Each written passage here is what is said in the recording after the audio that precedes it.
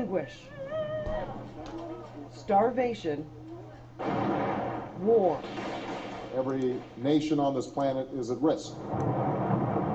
The worst-case scenarios stemming from climate change and now being studied by the U.S. military. If the United States military and the United States Central Intelligence Agency are taking climate change seriously, every other part of our government needs to, and literally all of our partners around the world. Now turning to the slide presentation of the military report.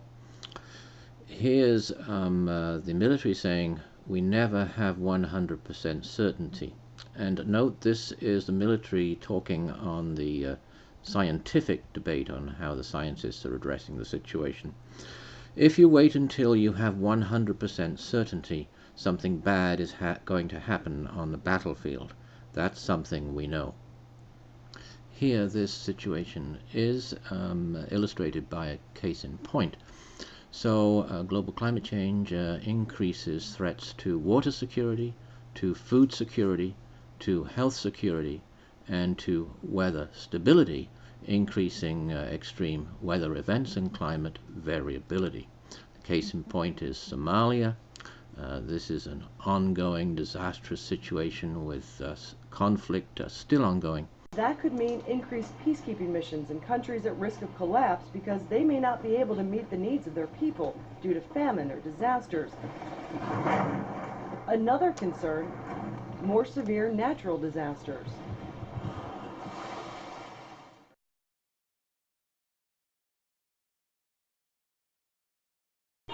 Another issue, mass migration. Floods, increasing floods, and sea level rise. In a report for the intelligence community, experts warned as many as 200 million people could flee their home countries because of the effects of climate change, predicting an exodus from North Africa and Western Asia to Europe, Latin America into the U.S., and Southeast Asia into Australia. The key finding is that climate change is going to be a threat multiplier for instability around the world.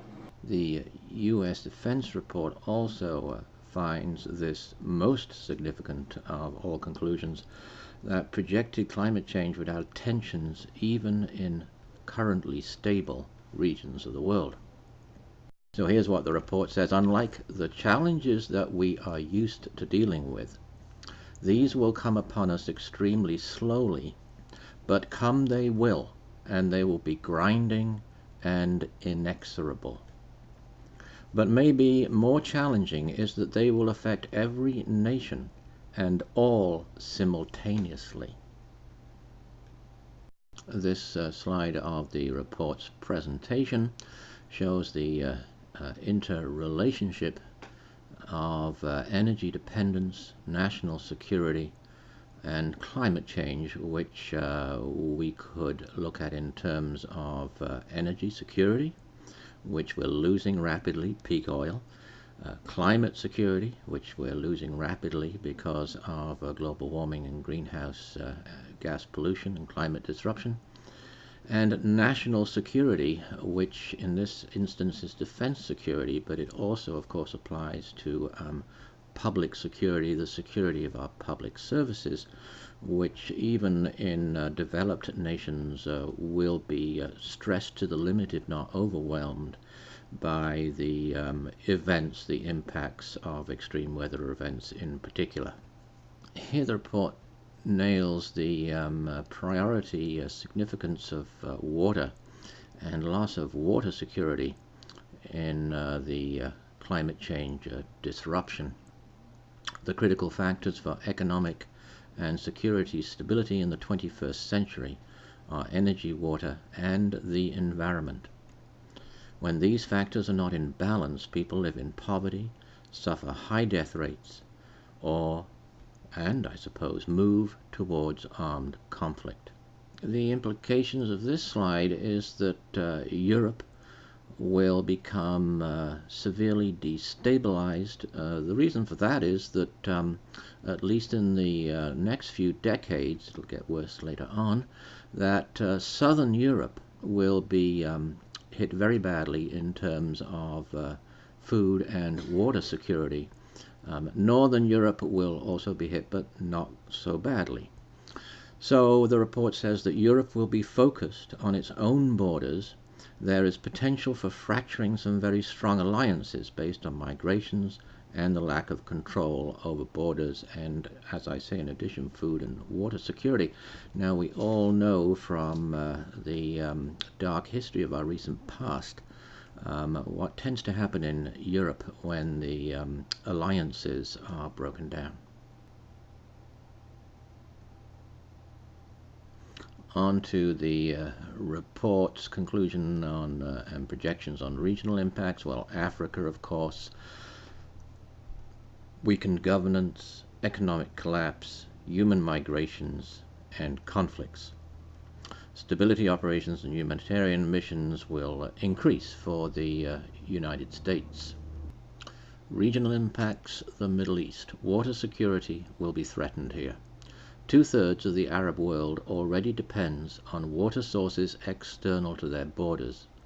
Loss of food and water security will increase pressure to emigrate across borders.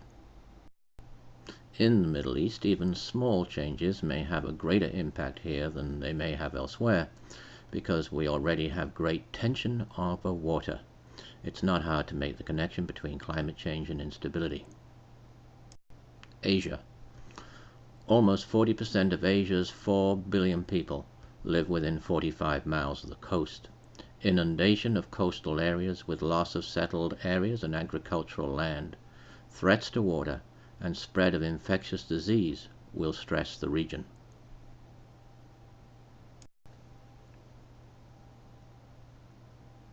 The Western Hemisphere. Coastal areas vulnerable to sea level rise coupled with more intense hurricanes.